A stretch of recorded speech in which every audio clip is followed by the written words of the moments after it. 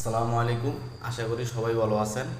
আপনার হযরত শাহজালাল আন্তর্জাতিক বিমানবন্দরে যে ঘটনাটা ঘটে গেল প্রবাসীর সাথে, আপনার একজন আনসার বাহিনী তাকে পিটিয়েছে, মারাত্মকভাবে মারধর করেছে।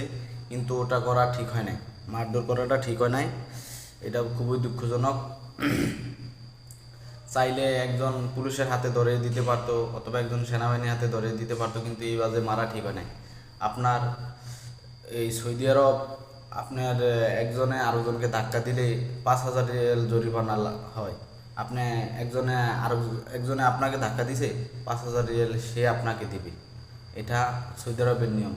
আমরা যদি ডক্টর ইউনূসের কাছে আমরা আবেদন জানাই যে এরকম যে কোনো একটা জিনিস করে দেখ বাংলাদেশও, যে এরকম ঘটনা না ঘটে, অথবা যেসব মানে সরকারি অফিস আদালত আছে ওই সব ওগুলোর ভিতরে এরকম করে দেখ, তাহলে অনেক ভালো হবে, অনেক মূল্যায়ন দিবে। আমি এটুই ডক্টর ইউনূসের কাছে বলতে চাই।